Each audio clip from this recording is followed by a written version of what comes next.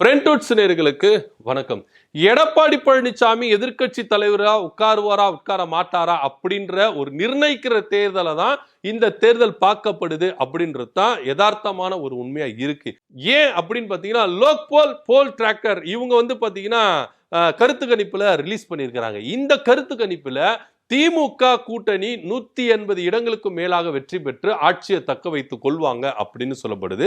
அதிமுக குறைஞ்சபட்சம் இல்ல அதிகபட்சம் 40 இடங்கள் வருவாங்கப்பா அப்படின்னு சொல்லப்படுது. விஜய் அவர்கள் முதல் தேர்தலையே 20% வாக்குகள் பெறுவாரு அப்படின்னு இந்த கருத்து கணிப்புகள் சொல்லப்படுது. விஜய் அவர்கள் 20% எடுத்துட்டு போட்டோம் அப்படின்னு சர்வசாதாரணமா இதை கடந்துட்டு போயிடக்கூடாது. ஏன் அப்படின்னா இந்த விஜய்க்கு வர வாக்குகள் அனைத்துமே அதிமுகவுடைய வாக்குகள் தான் வருது. அதனால அதிமுக எதிர்க்கட்சி தலைமையா உட்காராது அப்படின்றத இங்க ஒரு பெரும் பேசும் பொருளா இருக்கு.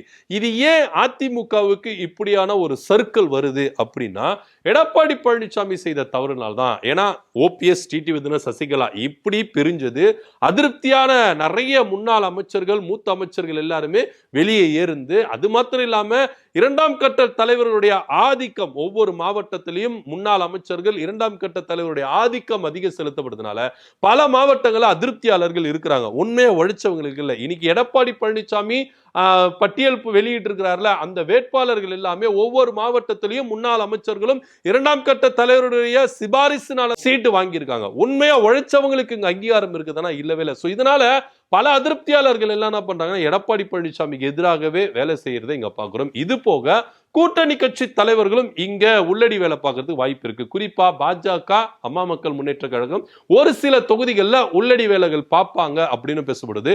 ஆக மொத்த இந்த ஒரு சிச்சுவேஷனால தான் எடப்பாடி பழனிசாமி எதிர்க்கட்சி தலைவரா உட்கார மாட்டாரு அப்படின்னு பேசப்படுது. ஃபர்ஸ்ட் பிரைஸ் ரொம்பவே கன்ஃபார்மா ஆயிருச்சு, அவங்க தான் திமுக தான் அப்படின்னு ஆயிடுச்சு. செகண்ட் பிரைஸுக்கு தான் இப்போ அடிச்சுக்கிறாங்க. அது டிவிகேவா இல்ல ஏடிஎம்கேவா அப்படின்ற ஒரு ரேஞ்சில் தான் போயிட்டு இருக்கு. ஸோ குறிப்பா தென் மாவட்டங்கள்ல, டெல்டா மாவட்டங்கள் அதிமுக வாக்குகள் கோலோச்சு இருந்தது. ஆனா எடப்பாடி பழனிசாமியுடைய வரவினால அந்த இடங்கள்ல அப்படியே சரிய தொடங்க ஆரம்பிச்சிருது. இந்த தேர்தலில் டெல்டா மாவட்டங்களையும் தென் மாவட்டங்களையும் அதிமுக வாக்கு சரியும் அப்படின்னு தான் பார்க்கப்படுது.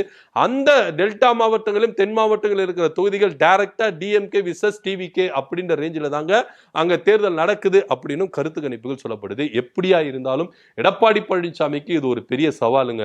தேர்தலில் ஜெயிக்கிறாரா தோக்குறாரா, ஆட்சியை பிடிக்கிறாரா பிடிக்கலையா அப்படின்றதெல்லாம் தாண்டி அதிமுகவை எதிர்க்கட்சி தலைமையில உட்கார வைக்கணும் அப்படின்றது தான் ஒரு பெரிய சவாலா இருக்குது. இந்த சவாலை எடப்பாடி பழனிசாமி எப்படி மேற்கொள்ள போகிறார், இதை பத்தியோட கருத்து அப்படி கீழே கமெண்ட் பண்ணுங்க. நன்றி, வணக்கம்.